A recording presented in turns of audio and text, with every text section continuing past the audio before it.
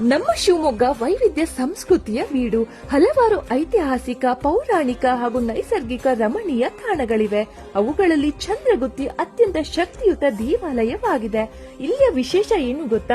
ಮನದ ಕೋರಿಕೆಗಳು ಈಡೇರುತ್ತೆ ಎಂದರೆ ಈ ಕಲ್ಲನ್ನ ಹೂವಿನಂತೆ ಸುಗಮವಾಗಿ ಎತ್ತಬಹುದು. ಅದೇ ಕೋರಿಕೆಗಳು ಈಡೇರುವುದಿಲ್ಲ ಎಂದಾಗ ಕಲ್ಲನ್ನು ಎತ್ತಲು ಕಷ್ಟ ಎನ್ನುತ್ತಾರೆ ಇಲ್ಲಿಯ ಸ್ಥಳೀಯರು. ಮಹಾವಿಷ್ಣುವಿನ ದಶಾವತಾರಗಳಲ್ಲಿ ಒಂದೆನಿಸಿದ ಪರಶುರಾಮ ತಮ್ಮ ತಾಯಿ ರೇಣುಕಾಂಬೆಯ ತಲೆಯನ್ನು ಕತ್ತರಿಸಿದ ಕಥೆ ನಮ್ಮೆಲ್ಲರಿಗೂ ಗೊತ್ತೇ ಇದೆ. ಆದರೆ ಪರಶುರಾಮರು ತಾಯಿಯ ರುಂಡ ಕಡಿದ ಜಾಗ ಬಹುತೇಕರಿಗೆ ತಿಳಿದೇ ಇಲ್ಲ. ಜಮದಗ್ನಿ ಕೋಪಗೊಂಡು ತಾಯಿಯ ಶಿರ ಕಡಿಯಲು ಪರಶುರಾಮನಿಗೆ ಆಜ್ಞೆ ಮಾಡಿದಾಗ ತಾಯಿ ಹೆದರಿ ಈಗಿನ ಚಂದ್ರಗುತ್ತಿಯ ಬಂಡೆಯ ನಡುವೆ ಆಶ್ರಯಿಸುತ್ತಾಳೆ. ಪರಶುರಾಮರು ತಂದೆಯ ಆಜ್ಞೆಯಂತೆ ತಾಯಿ ರೇಣುಕಾದೇವಿಯ ರುಂಡ ಕಡಿದ ಜಾಗವೇ ಇಂದಿನ ಚಂದ್ರಗುತ್ತಿ.